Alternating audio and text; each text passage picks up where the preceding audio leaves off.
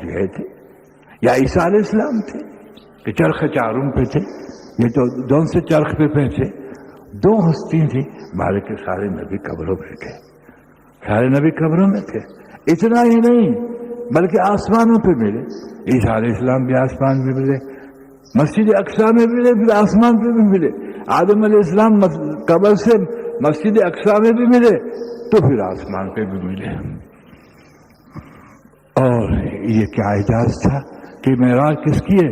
کہ نبی کی نہیں ہے، خاتم النبیین کی معراج ہے، عیسیٰ روح اللہ کی معراج نہیں۔ جی ہاں، یہ آدم صفی اللہ کی معراج نہیں ہے، ابراہیم خلیل اللہ کی معراج نہیں، یہ حبیب اللہ کی معراج ہے۔ اس لیے کوئی حبیب نہیں، کوئی کلیم ہے، تو حضور فرماتے موسیٰ کلیم ہے علیہ الصلوۃ والسلام، اور ابراہیم خلیل اللہ ہے اور محمد حبیب اللہ ہے۔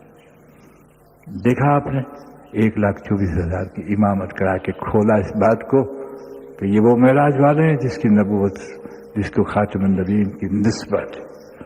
لیکن میں کہتا ہوں معراج سے کون سی چیز لائے اور ہم نے کون سی چیز اپنائی، اور معراج میں جا کے مشاہدہ کیا دوزخ کا، جنت کا۔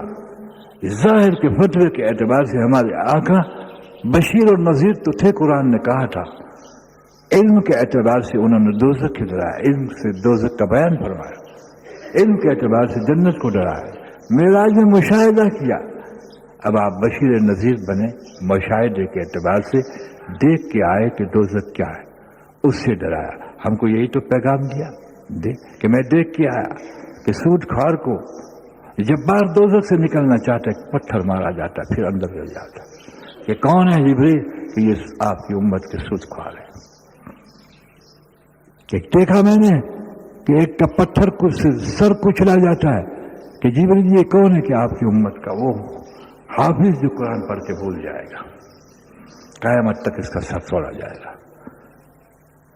یہ جو کیچی سے زبان کاٹی جاتی ہے یہ کون ہے؟ کہ آپ کا وہ امت ہے جو دوگلا پر رکھتا ہے، ادھر کی ادھر اور ادھر کی ادھر لگاتا ہے۔ ہم نے کچھ لیا معراج سے کہ سیوی اور جردے لیے، سبحان اللہ۔ معراج کی رات کو ان رات کو ڈرے اور پھر خوشخبری سنائے کہ جنت کے اونچے اونچے مقام ہے وہ کون ہے، یہ بھی پوچھا گیا اور یہ بھی بتایا گیا۔ یہ کون سے صالحین، صدیقین اور شہداء الحمدللہ ہوں گے اور ہے۔ بہرحال، اور سب سے بڑھ کر بات جو ہماری معراج قرار دی گئی وہ نماز دی، جو 96% امتی نے چھوڑ رکھے، اور ساری امت اس وقت سے وہ یہ بھی کھاوے، حلوے بھی کھاوے اور نماز نہ پڑھے۔ ٹھیک ہے، الصلاۃ معراج المومنین، معراج جب ہوئی یہ مومنوں کی معراج کی نماز سب سے بڑا تو۔ لیکن میں آپ سے بات بتاتا ہوں، اللہ رب العزت نے کون سا مطالبہ کیا تاکہ امت کامیاب ہو جاتی ہے، صلاح ہو، سب ہو، ناکام ہو جائے۔ اے محمد صلی اللہ علیہ وسلم میرے لیے کیا لائے؟ یہ محتاج تھے، میرے لیے کیا لائے؟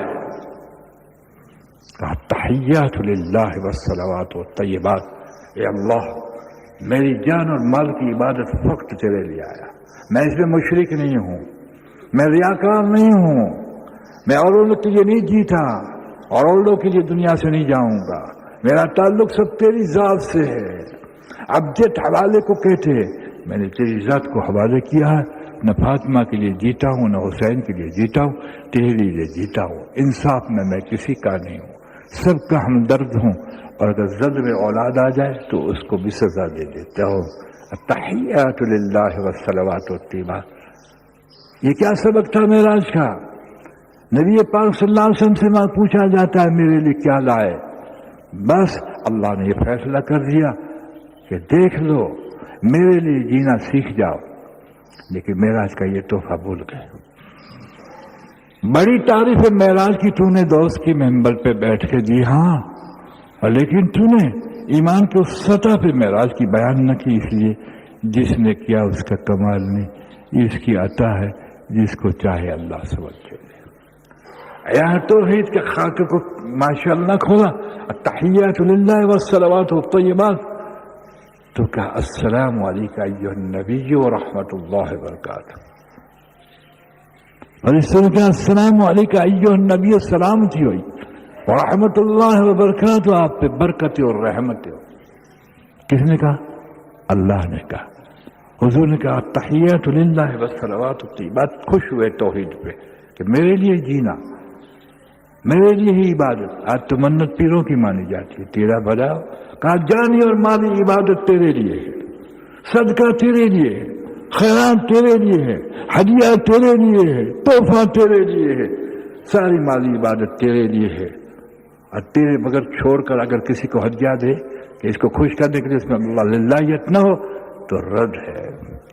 جان کی عبادت، جان کی عبادت. سنیے اس بات کو، زمین پہ زکوٰۃ دی اللہ، اور جان کی عبادت میں جب للہیت لے آئے تو اللہ جان کی عبادت نماز دے، قربان جائے. ایک حقیقت تو سمجھیے، وہاں بلا کے دی، اور امر کی طرح جبریل علیہ السلام کے ذریعے یہاں امر نازل کر سکتے تھے. تو کیا کہا؟ یہ توحید، میرے لیے جینا، میرے لیے مرنا، عبادت بھی میرے لیے جان کی اور مال کی. السلام علیکم، سلام سی ہو میرے محبوب تم پر. ویسے مفت نہ کہہ دیا، سلامتی ہو. اگر یہ مزاج ہے اور یہ یقین ہے اور یہ معیار ہے تو تجھ پر سلامتی ہو. السلام علیکم ایھا النبی. ایھا نے اس لیے کہا کہ سامنے نبی تھے. ورحمۃ اللہ، میری رحمت تجھ پر ہو اور میری برکت تجھ پر ہو. تو حضور کا السلام علیکم ایھا النبی ورحمۃ اللہ وبرکاتہ. السلام علیکم وعلی عباد اللہ الصالحین، وعلی عباد اللہ الصالحین کہا. نہ بھولا صحابہ کو، نہ تابعین کو بھولا، نہ امتی کے صالحین کو بھولا. نے کہا السلام علیکم امتیوں نے کہا نہیں. جزاک اللہ. جو اس طرح سے عبادت کرے گی یعنی مصاب ہے، آپ کے مقابلے میں تو کوئی نہیں کر سکتا، جس کی جان اور مالوں کے اندر شرک نہیں ہوگا. حضور نہ بھولے وعلی عباد اللہ الصالحین. السلام علیکم ایھا النبی ورحمۃ اللہ وبرکاتہ. السلام علینا وعلی عباد اللہ الصالحین. تو کیا کہا فرشتوں نے؟ اشہد ان لا الہ الا اللہ واشہد ان محمد عبدہ ورسولہ. اللہ اکبر. قریب ہے. یہ کوئی عجیب سما ہوگا، یہ کوئی عجیب سما ہوگا. یہ حقیقت معراج کی، یہ حقیقت معراج کی. الحمدللہ اللہ تبارک و تعالیٰ نے 5 نمازیں وہاں فرض کی. کتنی کی؟ 50 نمازیں فرض کی. 50 نمازیں فرض کی. میں عارفانہ جو حقائق اس کو بیان نہیں کرتا، یہ کہ عوام الناس نے جو عارفوں نے اس پہ بحث کی ہے وہ عجیب و غریب بحث ہے. اس معراج کی عجیب و غریب بحث ہے. ان کی بحث روحانی ہے. عالموں کی بحث جو عارف نہیں ہے وہ بھی سچی ہے مگر علمی ہے. وہ عالم بھی عارف بھی ہیں، ان کی روحانی بھی ہیں اور علمی بھی بحث ہے. چنانچہ 50 سال کی نماز فرض کی. بتائیے آپ کو، علماء کی سروے ہے کہ 100 میں 96% مسلمان نماز نہیں پڑھتا، اور معراج منواتا ہے وہ نماز نہیں پڑھتا اور سیویاں کھائے گا. سرکار معراج پہ گئے تھے، حلوے کھائے گا کہ نہیں؟ آج بڑی رات ہے، تیرا بھلا ہو تیرا. تو نے نفس کو مانا ہے، روحانیت کو نہیں مانا. یاد رکھیے اس بات کو. نفس کو وہ غذا ملے جسے وہ جنتی مل جائے، نفس کو وہ نہ ملے جسے یہ دوست کی بن جائے. یاد رکھیے بشر خیر خواہ نہیں. اگر نفس کو کھلاتا ہے، بشر خیر خواہ ہے جو اللہ کے حکم اور حضور کے طریقے پہ کھلاتا ہے اور حضور کے اللہ کے حکم اور طریقے پہ پہناتا ہے اور اس کی پرورش کرتا ہے، اس کا خیال رکھتا ہے، وہ تو نفس کا خیر خواہ ہے. ورنہ دشمن ہے اپنی ذات کا، جو اپنی ذات کو خود تباہی اور ہلاکت میں ڈالتا ہے. جب 50 وقت کی نماز لے کے چلے، سنا ہوگا، میں کچھ نقطے بیان عرض کرنا چاہتا ہوں. اللہ قبول فرما. موسیٰ علیہ السلام ملے. موسیٰ علیہ السلام تو قبر میں سے کہاں وہی آسمان میں آ گئے. ماشاءاللہ بازی مفتی دے اعلی علین میں روئے ہیں. بالکل قرآن کی نص سے اعلی علین میں روئے ہیں. لیکن تو یہ بتائیے متحرک نہ ہوتی ہو تو کہ نہیں، متحرک نہیں ہوتی تو پھر ان روحوں کو پوچھو کہ اعلی علین سے لے کے تو مسجد اقصی میں کیسے پہنچے. اور یہ متفق علیہ مسئلہ ہے. کسی فرقے کا اسی اندر وہ نہیں ہے متفقن علیہ مسئلہ ہے. تفسیر کے اعتبار سے تو موسیٰ علیہ السلام کی طرف جا چل تو دلیل کچھ کر دے، لیکن وہ اقصیٰ کے بارے کے اندر تو چھٹک نہیں سکتا. سارے کے سارے انبیاء علیہ السلام وہاں موجود تھے. چاہے مصری عنصری ہو، تیری مرضی کی بات ہے، اس سے ہمیں کوئی بحث نہیں ہے کہ عنصری سے ہو یا مصری سے ہو. موسیٰ علیہ السلام ملے، کہا مجھے تجربہ ہے اپنی امت کا، آپ درگزر معاف کرائیے، 50 وقت کی نماز نہیں پڑھ سکے گی. مشورہ دیا.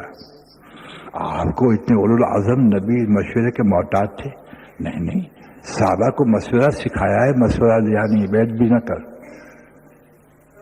مشورہ سکھایا ہے. جب نبی صحابے کے مشورے پہ چلے تو پھر نبی کی کیا ضرورت ہے؟ اللہ اللہ اللہ اللہ. جب کہ حضور نے صحابہ کے مشورے پہ چلے، کبھی خندق کھولنے کے اندر جنگ غزوہ خندق میں سلمان فارسی سے مشورہ لیا تو زمین کے کھودنے کا مشورہ لیا. زمین کے کھودنے کو سیکھنے کے لیے نبی نہیں آئے. اللہ اکبر. وہ تو دوزخ کو ٹھنڈا کرنے اور جنت کو اجاگر کرنے کے لیے آئے. دوست وہ مشورہ سکھاتے تھے تاکہ امت اس چیز پہ چلے جو وحی کا بدل ہے، اور مشورے کے محتاج نہیں ہوتے، وہ وحی کے محتاج ہوتے ہیں. اس لیے کہ نبی کی ایک گھڑی اگر وحی کے بغیر نکل جائے، جی ہاں، تو یاد رکھیے اپنی بشریت آگے آتی ہے. اور اگر بشریت آ گئی تو صرف بشریت مطلق نہیں آئی، نسیان پہ آئی. سننا، نسیان پہ بشریت آئی، صرف نسیان پر. جو مسئلہ نہیں بننے والا تھا، جو اتباع نہیں بننے والی تھی، وہ مسئلہ آیا صرف. اور وہ کیا کہا؟ پھر انہوں نے کہا کہ آپ معراج پہ تھے تو آپ اس کی تفسیر بیان کر دیجئے کہ بیت المقدس کا حلیہ وغیرہ کیا تھا. آپ نے اتنا فرمایا کہ کل کہہ دوں گا. انشاءاللہ یاد نہ آیا. کوئی یوں کہ انشاءاللہ بھول گئے، وہ گدھا ہے، وہ راز کرنا نہیں جانتا، وہ بے ادب ہے. یاد نہ آیا، اور یوں کہنا بھول گئے، غلط بات ہے. یاد نہ آیا. اس نے ایک سبق اللہ کو پیدا کرنا. 18 دن تک وہی اللہ نے روک لی اور کہا میرے محبوب جب بات کرو تو انشاءاللہ کہو. خوب یاد رکھیے، یہ نسیان تھا، بشریت کا نسیان تھا. نسیان تھا، اور نسیان اگر نبی نسیان پہ آ جاتا ہے تو کوئی مسئلہ نہیں بنتا. لیکن مسئلہ صرف بتا دینے کا تھا، کوئی رہبری نہیں تھی. جی ہاں، وہ کافروں کا ایک مطالبہ تھا. اللہ اکبر کبیرہ. لیکن ہمیں بھی اس کے اندر سبق ملا. تو موسیٰ علیہ السلام نے کہا آپ دوستیے گا. میں یہ کہتا ہوں کہ حضور صلی اللہ علیہ وسلم کو علم بھی تھا، وہ امی تھے، اور امی تو اصل میں علم ہوتے ہیں، اس لیے کہ امی براہ راست علیم سے علم کا استفادہ لیے ہوتا ہے. حضور امی تھے. مشہور قول ہے ان پڑھ. اور سچ میں کہتا ہوں حضور کا استاد ہوتا تو کافر کو بڑا موقع مل جاتا، اور حضور کا استاد ہوتا تو کئی بھولے کر دیتا وہ استاد. یہ بھی خطرہ تھا، تانا مارتا. لیکن امی کے اندر سے وہ حقیقت نکلے جو وہی ثانی ہو. اس لیے اللہ رب العزت نے آپ کی امی پن کو اجاگر فرمایا کہ امی لقب ہے. امی لقب ہے. کیا فرمایا؟ میرے محبوب وہی کہتے ہیں جو ہم کہلواتے ہیں. دیکھا وہی ثانی قرار دیا. احادیث کو ستہ وغیرہ جو حدیث صحیح ہے اس کو جو آپ کی زبان مبارک سے نکلی ہے. جی ہاں، تو موسیٰ علیہ السلام نے کہا تو میں کہتا ہوں کہ آپ کیا دانا نہیں تھے، آپ وینا نہیں تھے. میرا ماننا ہے واللہ عالم اگر فراست غلطی نہ کرتی ہو، اگر 50 وقت کی نماز حضور قبول کر کے چل گئے اور ہم پر 50 نماز فرض ہوتی تو نہ بیوی بچوں کو کمانا منو سلوا سب اللہ پہ ہوتا، ہم پہ کچھ نہ ہوتا. بریانی کے جگہ اوپر سے آتی کھاتے. اس لیے کہ اللہ مطالبہ ہی نہیں کر سکتا کما کے کھلاؤ، نہیں یوں کرو نہیں یوں کر سکتے. بھیا 50 نماز میں تو سارا دن چاہیے، سونے کا سب اس میں آ جائے. 50 نمازیں ہو جاتی تو سب کچھ، جیسے بنی اسرائیل کو منا سلوا اتار کے پالانا، ہمیں بھی جنت کے کھانوں سے پالتے مزے مزے ماتھا کوٹی سے ہی بچ جاتے یار. لیکن اللہ خوب جانتے ہیں، خوب جانتے ہیں کہ 50 نماز میں کتنے گھنٹے چاہیے. آرام بھی چاہیے، پیشاب بھی چاہیے، آگے کوئی حقوق العباد کا مسئلہ ہی نہیں رہے گا، سب کچھ مجھے ہی کرنا